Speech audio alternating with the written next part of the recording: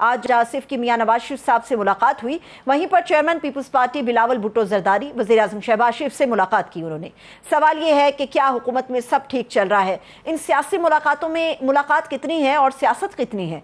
दूसरी तरफ opposition Punjab assembly के बाद आज अपोजिशन लीडर कौमी असम्बली और सेनेट को भी असम्बलियों से आउट कर दिया गया। यह नुकता जरूरी है जानना कि अपोजिशन के बगैर पाकिस्तानी हुकूमत और जमहूरियत का जो चेहरा दुनिया के सामने आ रहा है, क्या हुकूमत इसके बारे में नहीं सोच रही? इसी पर बात करने के लिए मुस्लिम लीग नून के सीनियर रहनुमा और वजीर ममलकत बराए मजहबी अमूर खेलदास कोहिस्तानी साहब हमारे साथ मौजूद हैं। सर, बेहद शुक्रिया आपके वक्त के लिए। मुझे सबसे पहले तो खेलदास साहब बताइएगा, ऑपोजिशन की बातें तो होती रहेंगी, ये गवर्नमेंट के अंदर सर क्या चल रहा है? क्योंकि ख्वाजा आसिफ साहब की ट्वीट और फिर उनकी मुलाकातें और फिर उस किस्म के बयानिए के बाद ऐसा लगता है कि गवर्नमेंट में भी कुछ उथल पुथल चल रही है। मामला क्या है ये? देखें, सब कुछ ठीक है और ज़बरदस्त चल रहा है। हुकूमत पाकिस्तान अपनी जो वज़ीर आज़म शहबाज शरीफ साहब की क़यादत में मुआशी जो कामयाबियां हैं, और हम 14 अगस्त को सेलिब्रेशन कर रहे हैं मार्का हक़ की, और जो हमने दिफाई और सिफारती हमने कामयाबियां हासिल की है। ख्वाजा आसिफ साहब के हवाले से जो आपने सवाल किया, ख्वाजा आसिफ साहब हमारे सीनियर लीडर हैं, मेरे मौसन भी हैं और हमारे अहम वफाकी वज़ीर हैं, सीनियर पार्लियामेंटरियन हैं, उनका एक तजर्बा है। उन्होंने जो अपना नुक्ते नज़र एक्स पे जो लिखा है वो ज़रूर एक इंफॉर्मेशन बेस है, उनके पास वो मालूमात है जिसका उसने इज़हार किया है। और ये एक दौर की बात नहीं है, इस हमारी हुकूमत की एक की बात नहीं है, ये कई सालों से कई हुकूमतों से होता आ रहा है। ऐसे हर जो जिस तरह सियासतदानों में, जिस तरह ब्यूरोक्रेसी में या कहीं और इदारों में, हर जगह पे ऐसे लोग भी होते हैं, अच्छे भी होते हैं, बुरे भी होते हैं। हर जगह परफेक्ट नहीं है, ज़ाहिर है करप्शन भी है। करप्शन जिस तरह जो 4.25 साल की हुकूमत में उसमें ज़्यादा इंडेक्स था, हमारी हुकूमत में कम हुआ है। हुकूमतों की कोशिश होती है कि करप्शन पे काबू पाया जाए, उसके बावजूद भी ज़रूर ऐसे लोग हैं जो मुल्क का या जो जिस तरह असासे बनाने की बात हो या बाहर ड्यूल नेशन लेकर असासे बनाने की बात हो, ये सिलसिला है जिसका उन्होंने एक बरमला इज़हार किया है और उसको ठीक करने की ज़रूरत है। तो मतलब हुकूमत की विल है कि ये जो बुराई कोई भी हो उसको जो है उसको ख़त्म करना है, उसके लिए सदेबाप करना है।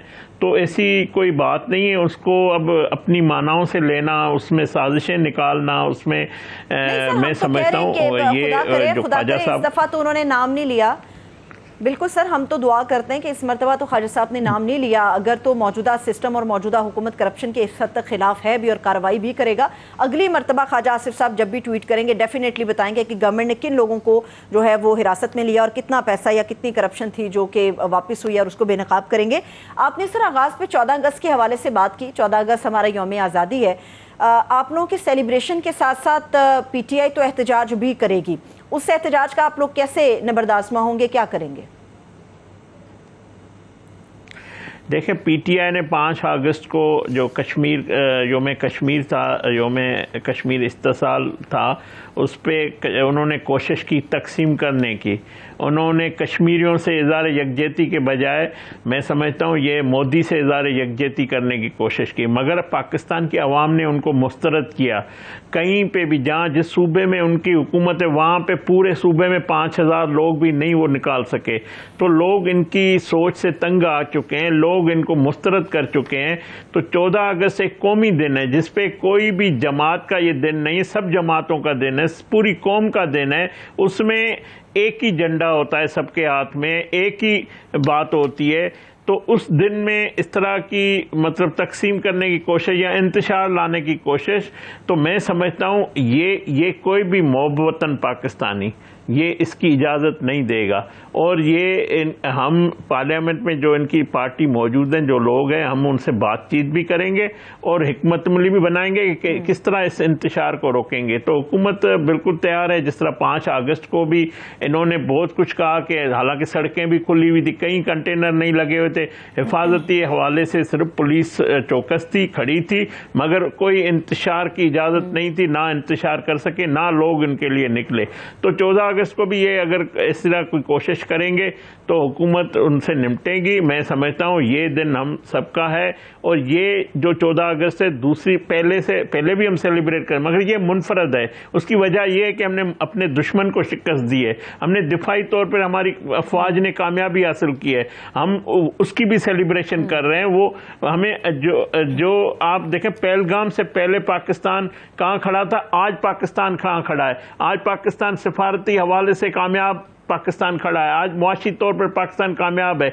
जो दुश्मन हमें ताने देता था, जो कहता था ये कौम कमजोर है, ये मुल्क कमजोर है, इनके पास वसाइल नहीं है, ये क्या जंग लड़ेंगे, इनके पास तो पैसा नहीं है, इनके पास पेट्रोल नहीं है, वो अपने आप को ताकतवर समझता था, उनको तकब्बुर था, गुरूर था। हमारी अफवाज ने, हमारे फोर्सेस ने, हमारे इदारों ने उनको नाकाम किया, उसके गुरूर को तोड़ा। पाकिस्तान ने, हाँ बिल्कुल सही, पाकिस्तान ने जो है वो नाको चने चबवा दिए, बिल्कुल। लेकिन सर क्या ही खूबसूरत हो कि 14 अगस्त को यौम आज़ादी भी मनाया जाए, और आप किसी भी इंतशार को रोकने के लिए पाकिस्तान तहरीक इंसाफ को जलसे करने की इजाज़त दे दें, ताकि वो किसी एक मकाम के ऊपर अपने लोगों को इकट्ठा करके जलसा कर लें, आज़ादी की सेलिब्रेशन भी हो जाएंगी, इंतशार भी नहीं होगा। क्या आपका नहीं ये ख्याल कि ये खूबसूरत तजवीज़ है, इसके ऊपर अमल होना चाहिए?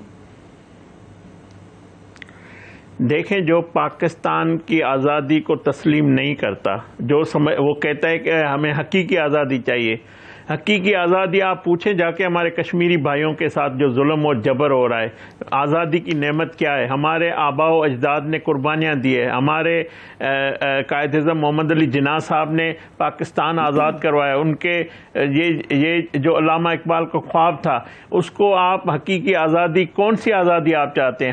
हम एक आज़ाद मुल्क हैं, हमारा एक दुश्मन था, हमने उनको शिकस्त दी है, हमें वो सेलिब्रेशन करनी है, अपनी आज़ादी की खुशी मनानी है। तो ये इस किस्म की, मतलब मैं समझता हूँ एक अलहदगी पसंद सोच होती है, एक मुल्क दुश्मन सोच होती है कि जो जश्न आज़ादी को तस्लीम ना करे, जो पाकिस्तान को झंडे को उस दिन उठाने के बजाय अपना कोई झंडा लेकर आए, तो ये तो मेरे ख्याल में मोब वतनी नहीं है। मैं तो नहीं किसी को सर्टिफिकेट दे रहा, मगर ये सोच, इसकी मैं मुखालफत करता हूँ, मजम्मत करता हूँ। इस सोच को, इसको ख़त्म होना चाहिए। पाकिस्तान की अवाम इस सोच के साथ नहीं है। पाकिस्तान की अवाम अपने मुल्क, वतन और उनकी, ये मुल्क है तो हम हैं, ये मुल्क है तो हमारी सियासत है, ये मुल्क है तो हमारी मईशत है। तो हमने जब कामयाबी हासिल की, हम आज हमारा पाकिस्तान दुनिया के नक्शे में उफक के साथ एक अहमियत के साथ खड़ा है, तो हमें इसको सेलिब्रेशन करना चाहिए, ना कि इसको कमज़ोर करने, इसको और दुश्मन को ये मौका देने के लिए इस किस्म की जो उनकी मीडिया जो है जश्न मनाए, उनको मौका दिया जाए। हमें तो मिलकर ये दिन सेलिब्रेट करने चाहिए। हमारे अगर मसाइल है, हमें मिल बैठकर बात करनी चाहिए, मगर इसका हरगिज़ ये मकसद नहीं है। आपको एटलीस्ट अपना विजन क्लियर करना चाहिए कि वो एहतजाज किस नौयत का करना चाहते हैं, सड़कों पर एहतजाज की नौयत क्या होगी, पाकिस्तान तहरीक इंसाफ को ये क्लियर करना चाहिए, या आप अपनी बात में बिल्कुल वजह हैं। सर अब मुझे ये बताइएगा खेलदार साहब के पाकिस्तान तहरीक इंसाफ ने तो फैसला कर लिया है, जो आइंदा आने वाले ये जो मुस्तकबिल के बाई इलेक्शन होने जा रहे हैं, जो सीटें खाली हुई हैं, वहाँ पर वो अपने लोग खड़े नहीं करेंगे। फिलहाल अभी हतमी फैसला होना बाकी है, लेकिन अब तक की इत्तला के मुताबिक बाई इलेक्शन में सिर्फ हुकूमत ही होगी। हुकूमत तो इस वक्त फिर आपके नज़दीक बड़ी मुतमईन होगी कि मुखालफत में कोई भी नहीं है, घर भी हमारा, वोट भी हमारे, जीत भी हमारी। देखें, इनको अपनी शिकस्त नज़र आ रही है, ये अवाम में गैर मकबूल हो चुके हैं। हमने अभी बाई इलेक्शन कुछ महीने पहले हुई थी पंजाब असम्बली की, हमने इनको तारीखी शिकस्त दी है। अवाम, हमारी जो कारकर्दगी है, वज़ीर आज़म शहबाज शरीफ साहब की कारकर्दगी, पंजाब में वज़ीर आला मरियम नवाज साहबा की कारकर्दगी, जिस तरह वज़ीर आला मरियम नवाज साहबा पंजाब में काम कर रही, जिस तरह पंजाब की तामीर और तरक्की और खुशहाली का एक दफ़ा फिर आगाज़ हुआ है, जिस तरह वो डिलीवर कर रही है, तो अवाम का एतमाद बढ़ा है। जिस तरह महंगाई पे हमने काबू पाया है, जिस तरह हम कोशिश कर रहे हैं, जिस तरह हमने दिफाई तौर पर कामयाबी हासिल की है, तो कौम जो है, अवाम जो है, वो अपने हक राय का फैसला करेंगे। आए हमारे सियासी मुखालफत हैं, हमसे इलेक्शन करें, पहले भी इन्होंने की है, आइंदा भी होगी, तो क्यों भाग रहे हैं? इलेक्शन से भागना, इस निज़ाम से भागना, इस सिस्टम से भागना, इस जमहूरियत से भागना, मैं समझता हूँ फिर कोई और रास्ता। मैं तो ये कहता हूँ कि ये एक सियासी जमात रहे, ये एक हुजूम में तब्दील ना हो, ये एक फसादी टोला ना हो, ये एक इंतशारी टोला ना हो, ये एक सियासी जमात हो। इलेक्शन करें, इलेक्शन में हार जीत होती है, तो ये इस इलेक्शन से भागने का इनका मकसद यही है। इनको पता है कि इनकी मकबूलियत, इनसे अवाम तंग आ चुकी